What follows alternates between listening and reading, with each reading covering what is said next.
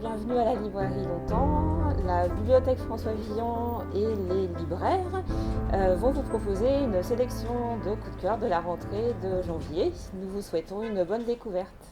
Alors moi je vais vous présenter le livre d'Anne Patchett qui s'appelle La maison du Hollandais. Donc Anne Patchett est une jeune auteure de la scène américaine et dans ce livre-là elle va raconter l'histoire d'un frère et d'une sœur ayant grandi dans une belle maison qui se voient du jour au lendemain expulsés et qui se retrouvent face à eux-mêmes, face à rien parce que c'était leur dernier lien qu'ils avaient avec leur passé, leur famille. Et c'est un très très beau roman qui va parler avec beaucoup de force de l'intime et de comment les lieux peuvent nous hanter. Les lieux, notre passé, à tel point qu'on en finit par ne pas regarder notre futur. C'est un livre très fort et très puissant que je vous recommande particulièrement.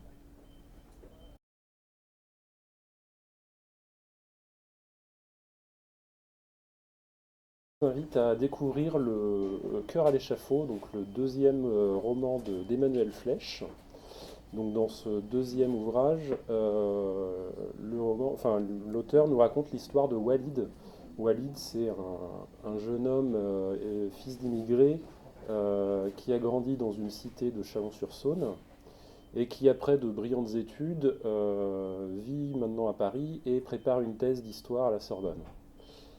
Mais un jour, donc, il se retrouve accusé de viol par la femme de son directeur de thèse.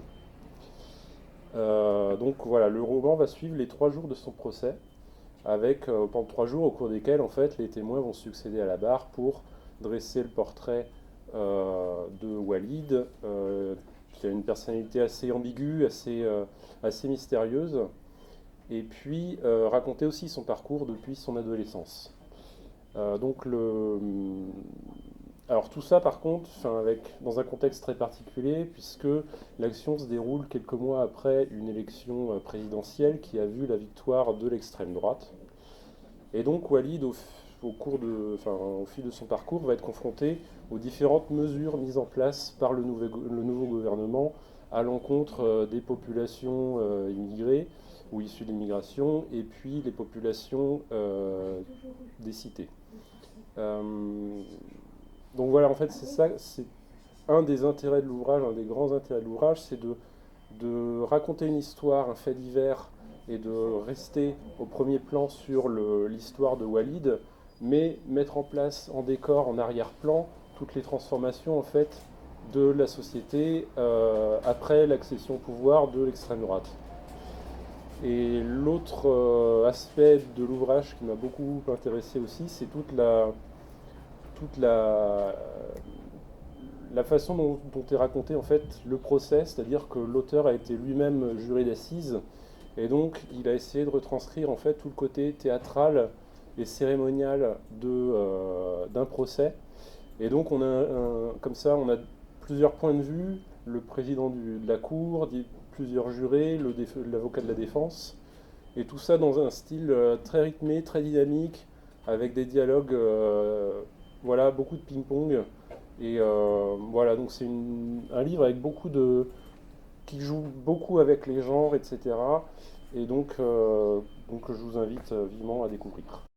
Je vais vous présenter deux romans qui ont pour cadre la mémoire familiale et le pouvoir des mots. Le premier roman, Antoine Desgommiers, de Lionel Trouillot, écrit par l'un des plus grands auteurs haïtiens contemporains, nous plonge dans le bidonville de Port-au-Prince. Nous faisons la connaissance de Francky, un jeune homme pauvre en fait du bidonville, qui est un amoureux de la littérature et de l'histoire, et qui va décider de prendre la plume pour nous raconter l'histoire du devin Antoine Desgommiers, qui est un grand sage qui a fait des miracles dans toute l'île et qui est vénéré pour cela dans toute l'île.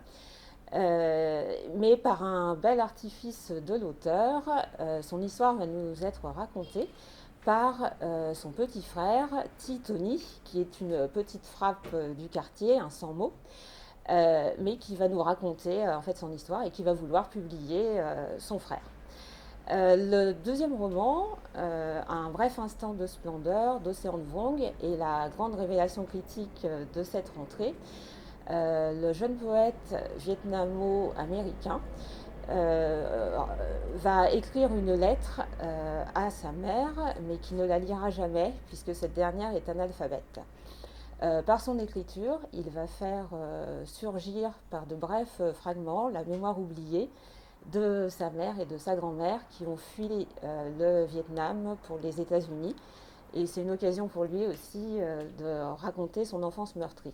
Donc d'un côté, nous avons une langue très orale, très directe, qui rend un bel hommage à la au français en fait, des Antilles.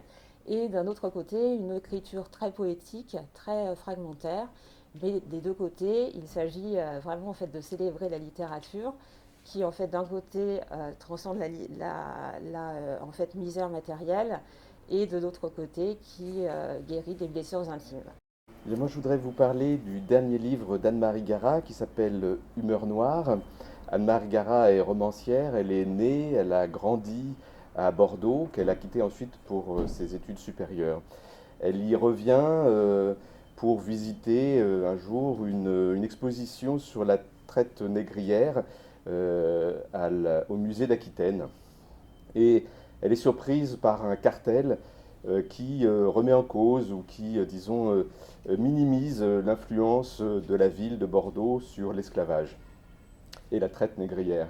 Et du coup, tout le livre essaye de réécrire ce cartel, d'évoquer l'histoire de la ville de Bordeaux, de la traite négrière, de l'esclavage, et revient avec les mots de la romancière sur ce qui est aujourd'hui un de nos mots les plus forts, qui est le racisme.